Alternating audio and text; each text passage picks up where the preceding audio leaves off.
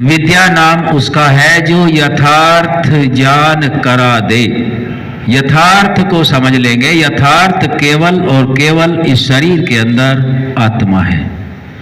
आत्मा को अपनी सही उन्नति करने के लिए जो ज्ञान है उसका नाम तो विद्या है। अब अविद्या को समझेंगे। आत्मा की उन्नति में सहायक जो ज्ञान वो विद्या। लेकिन अकेले आत्मा और आत्मा के साथ कितने शरीर?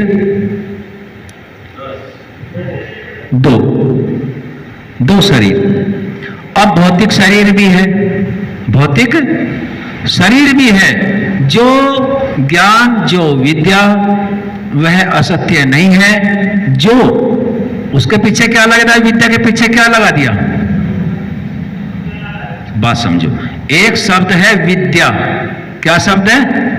विद्या, जो आत्मा का सही मार्गदर्शन कर रही है। दूसरा क्या है? तो विद्या में क्या जुड़ा?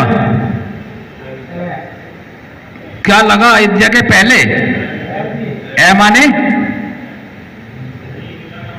माने अनिश्चित। अनिश्चित क्या होता है? निश्चित ना हो। तो विद्या को हमने बता दिया। अब क्या आया? अविद्या। तो माने बिना विद्या के। बिना विद्या के अर्थात आत्मा की उन्नति के लिए नहीं, जो शरीर की उन्नति कराने वाले साधन हैं, चाहे वो शिल्प विद्या है, चाहे और अन्य स्कूल की पढ़ाई है, वे सब अविद्या में ही आएंगे, वो विद्या में नहीं आएंगे। ऐसा ही शास्त्रों के ज्ञान से हमें पढ़ने सुनने में आता है। अविद्या बिल्कुल हेय दृष्टि से देखना नहीं है। हाँ, अविद्या करते हुए विद्या का ध्यान नहीं रखते और अविद्या में ही लिप्त रहते हैं तो घोर पतन को जाते हैं। अविद्या का भी कार्य करते करते विद्या को ध्यान में रख के आगे बढ़ते हैं तो उन्नति को होते हैं। विद्या चाहे अविद्या यस्तद्वेदो भयम सह अविद्या मृत्युम तितरवा विद्या अमृतम अश्नुते। अब इसका अर्थ सुनो जो स्वामी दयानंद ने लिखा। एक एक शब्द को अपना खोल लेना और रात को चिंतन कर लेना, तब अगली बार पूछोगे तो नया ही प्रकाश आएगा। जो मनुष्य विद्या और अविद्या, क्या बोला? विद्या और विद्या के पीछे क्या लगाया? और बिना विद्या। विद्या अर्थात आत्मा का मार्ग, अविद्या अर्थात शरीर की उन्नति का मार्ग। ये समझो।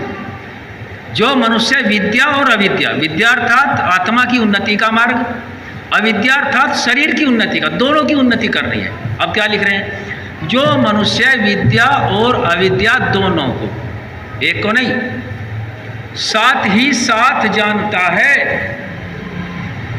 उन्होंने इसको गलत कहा, ऋषि ने नहीं कहा यहां तक गलत, हमने गलत सोचा, वो हमारी सोच है। जो मनुष्य विद्या और अविद्या को साथ ही साथ जानता है। अब आगे सुनो कितनी बढ़िया बात है। अविद्या अर्थात कर्म और उपासना। ये जो कर्म कर रहे हैं ना, हमारी उपासना कर रहे हैं, ये भी अविद्या में लिखा है ऋषि ने। कर्म और उपासना से भी मृत्यु को तरके, मृत्यु का ज्ञान इस अविद्या से ही करा सकते हैं।